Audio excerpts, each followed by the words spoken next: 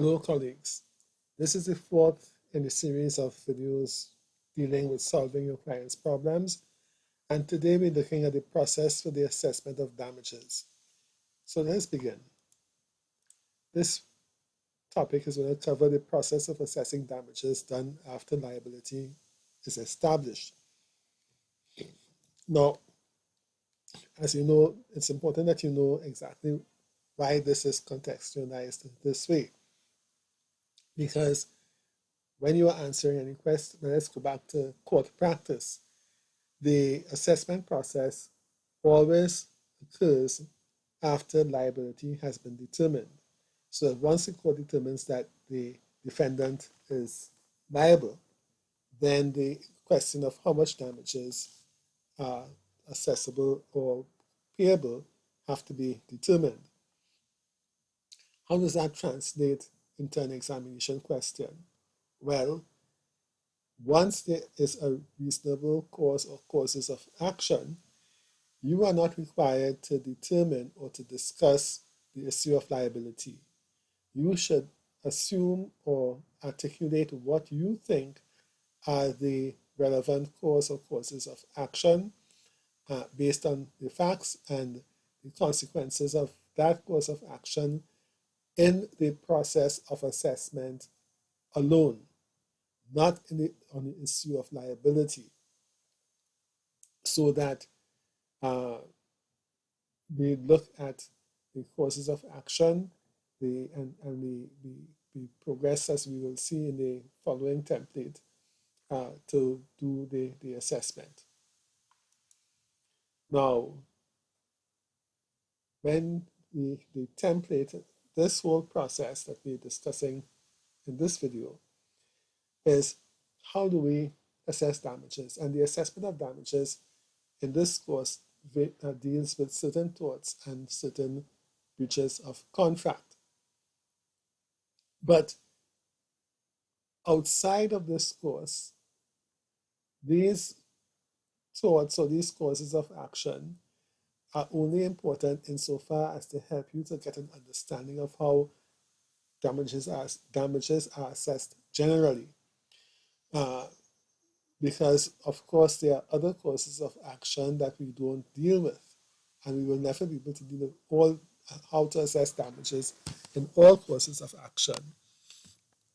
So we have to ask ourselves, how do we go through the process of determining how to quantify losses, how to quantify damages in a generic way? And that is why this video is important. So it provides a framework within which we can process, go step by step in any area that we're looking at, and make sure that we are taking everything into account. And then, as I said, in relation to a template, we can exclude certain things if we feel that they are not relevant to our situation. And a part of that process is, as I said, let me just get my cursor here. Yeah. Determined preliminary issues to be determined as far as what is accessible and how we would quantify it.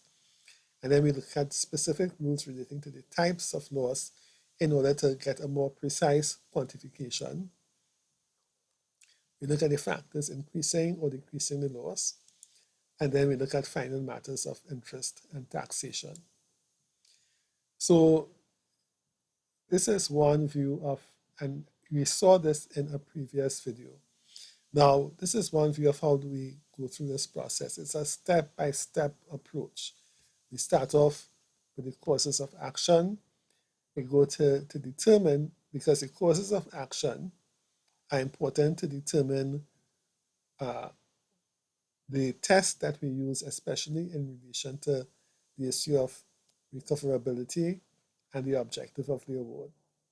And then we look at the principles of assessment. So we're going step by step. We apply the principles to the basic loss. We apply them to the consequential loss.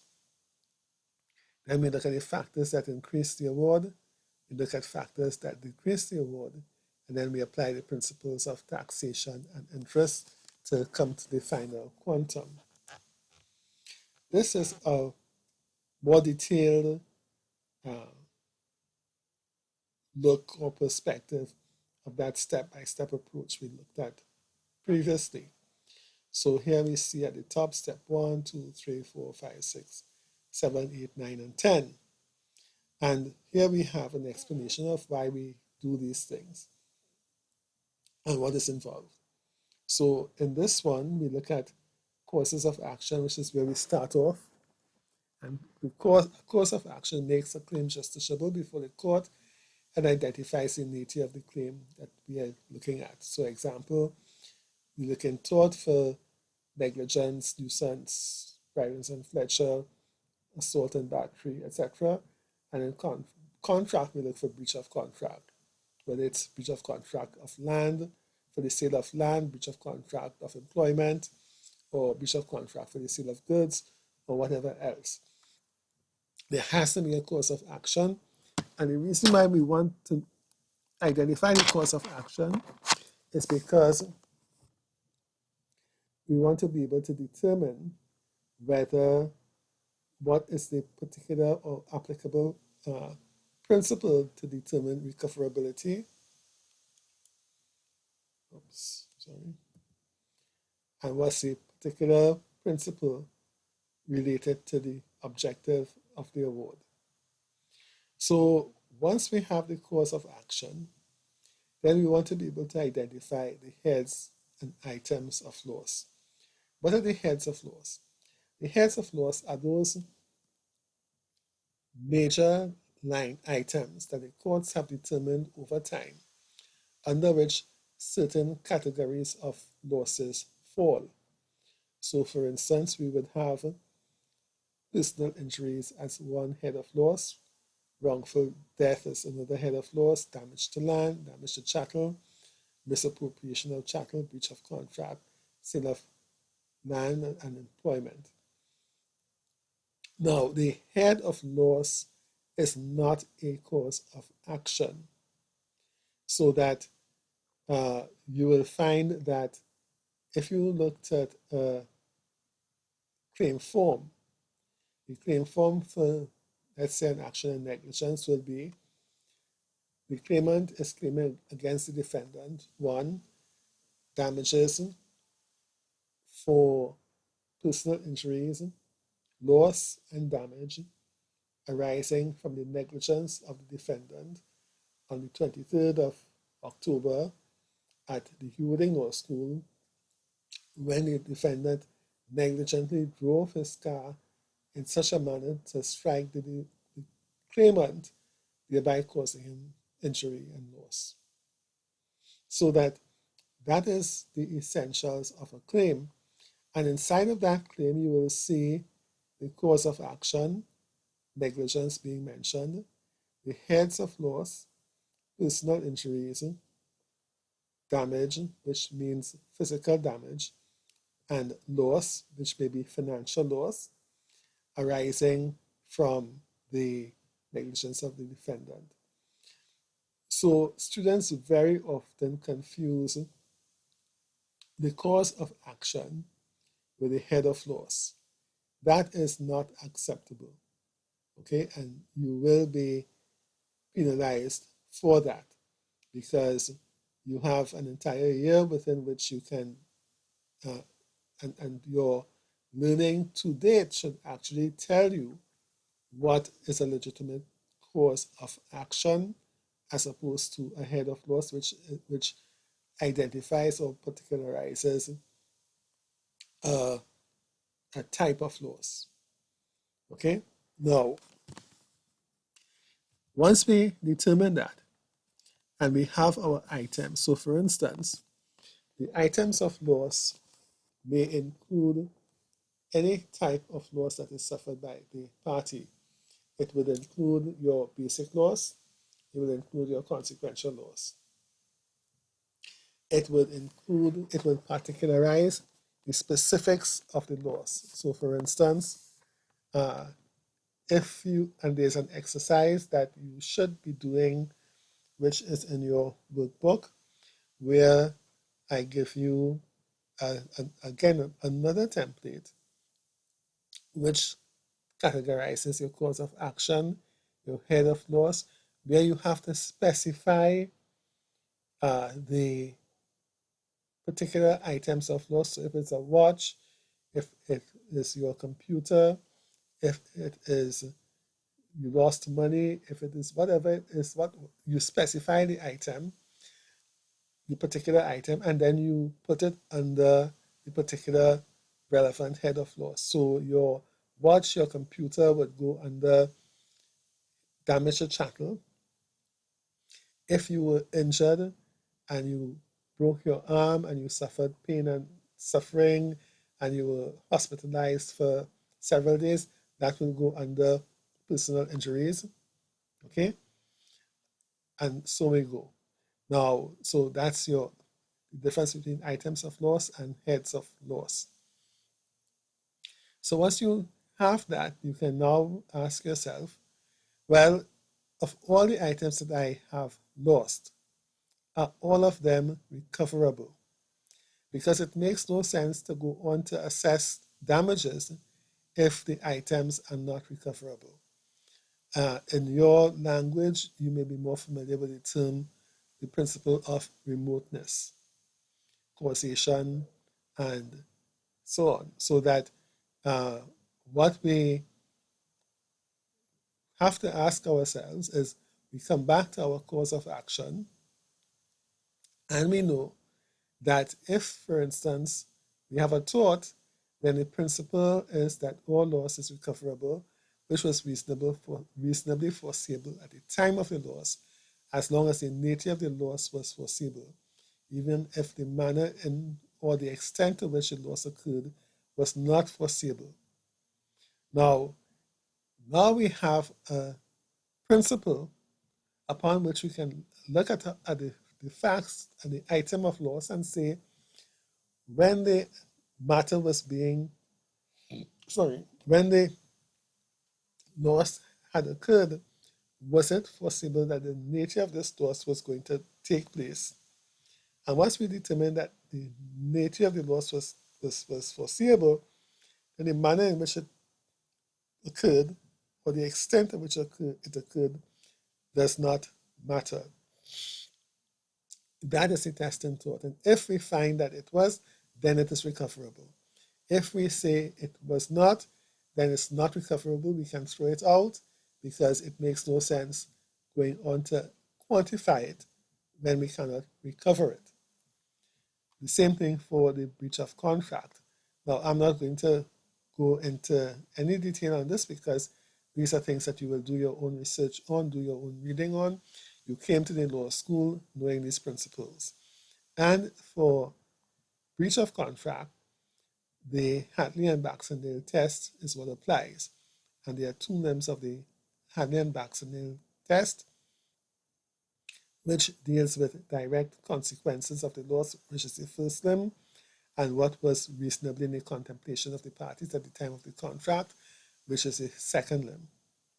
So we now know what can be recovered and what cannot be recovered.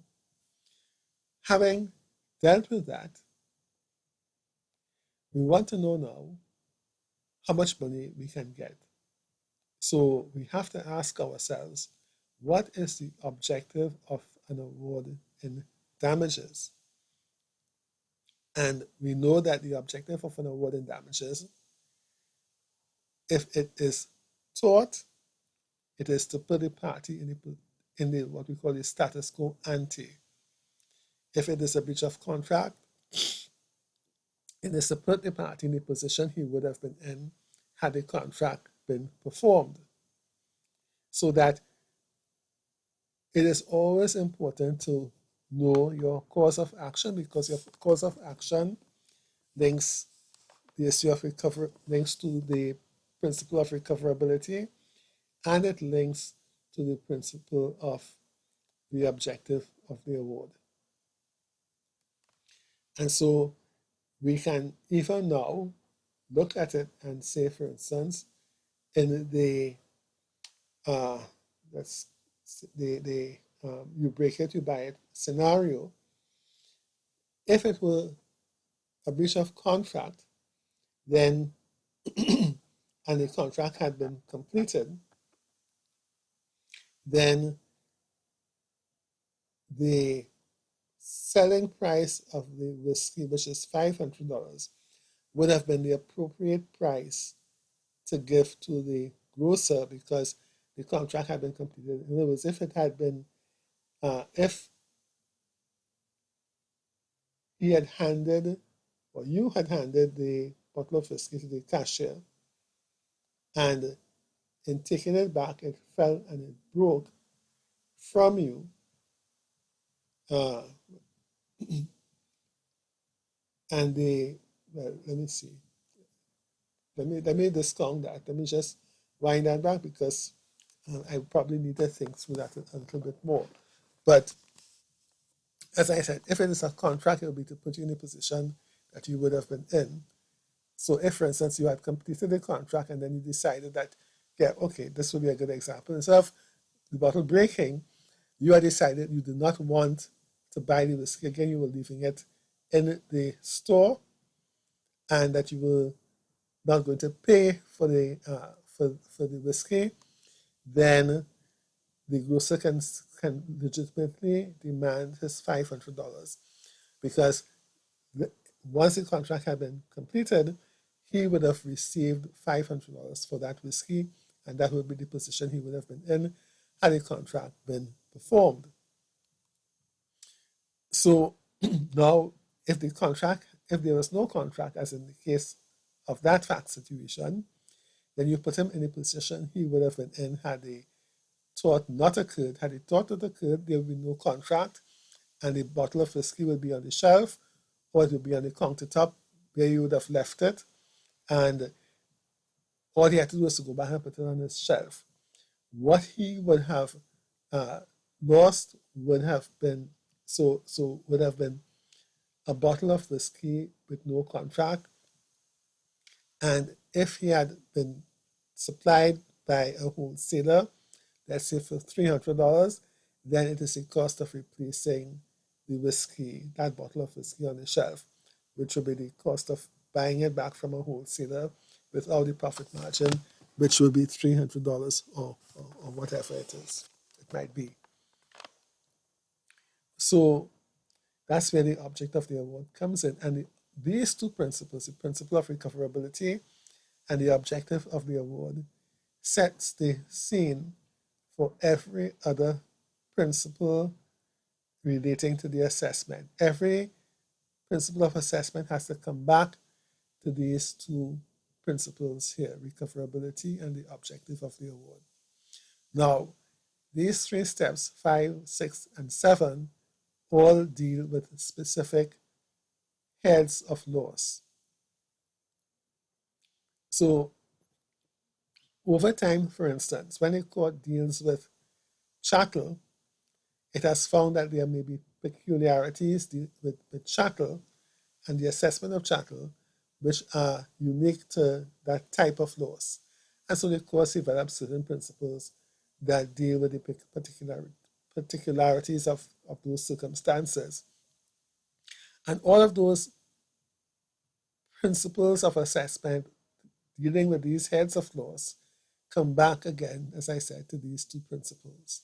So once we can understand how these principles apply, then we can now go to the particular head of loss, whether it's personal injuries, wrongful death, damage to land, chattel, and so on, and ask ourselves, what principles do the courts apply in relation to the particular head of loss that I'm dealing with?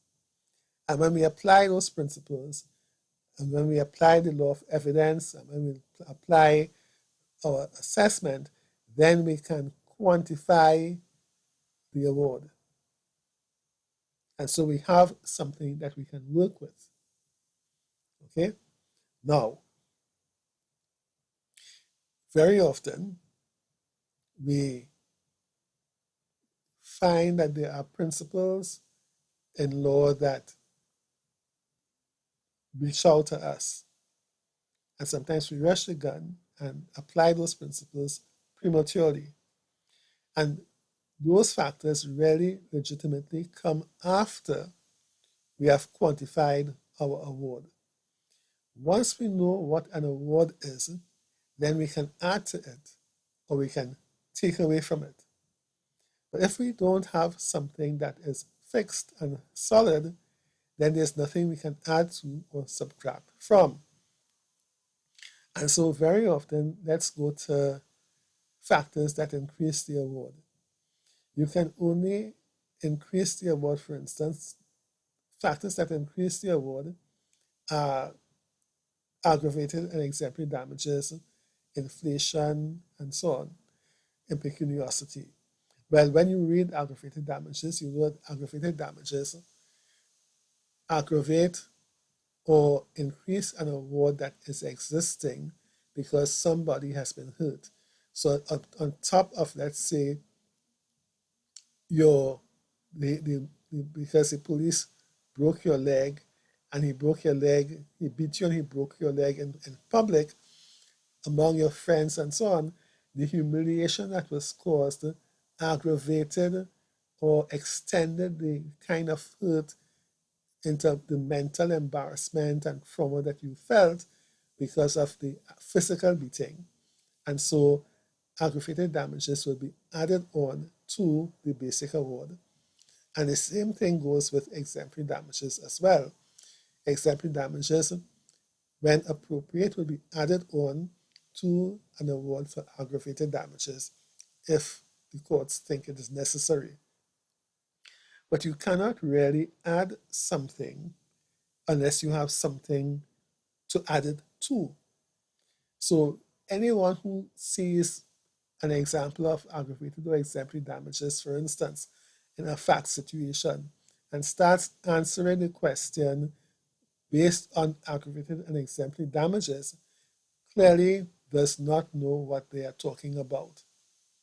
They do not know what they're talking about, sorry, and so you're going to be marked down because you don't understand the principle. The same thing goes again with factors that decrease the award. So, for instance, factors that decrease the award will be public policy, contributory negligence, remoteness, causation, mitigation, devaluation. But you can't uh, mitigate something or you can't take away from something that you cannot define. So, again, all of these principles will uh, only come into play when you have gone through this process. So this is why it is important that we streamline and we think through our this process, because when we do it this way, we leave nothing out.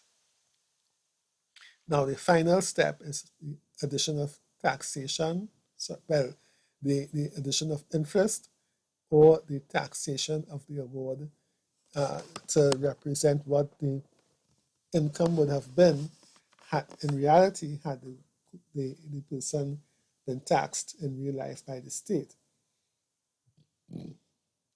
And so all of the factors are now, and the entire process has now been uh, explored. And when we look at it, we can now say, okay, so the course of action is this. We're looking at, and you can now, when you understand this framework, when you understand what is left after you've gone through this process, you can now construct your answer. But I don't expect an answer to a question to start off with, Mr. Taylor, my course, this is your this is your template. Uh, course of action, so and so, head of law, so and so, recoverability, so and so, object of the award, so and so, and then we're dealing with damage to land. So the principles of damage to land are da da da da da da da, da and the factors. No, you once you understand and you embrace and you practice this skill in going through and applying this template, then you can see and you become more relaxed, for instance, and you can see what applies, what doesn't apply, how you would, in relation to answering a problem, based on all of the facts, determine whether you're going to deal with certain things first and so on. For instance, one example is whether you deal with recoverability here at the beginning or whether you deal with it at step 9, because the issue of recoverability here may not be a major issue, but it may be an issue here to deduct uh, the, the item. So the only way to really work with this is to work with it and then see how well you understand it, how you apply it, and what variations may or may not be made. And then you get a better understanding of the entire process. Okay, so this brings an end to the end of this particular segment. See you at the next video in the series. Oh, sorry. uh, well, we talked about this again. Actually, the only reason I put this slide here is because this deals with damage and destruction to chattel. So when you've gotten to this stage, when you've done the objective of the award, then these 3 steps deal with the particular head of loss, and you may want to now explore the argument of how do we assess damages for them.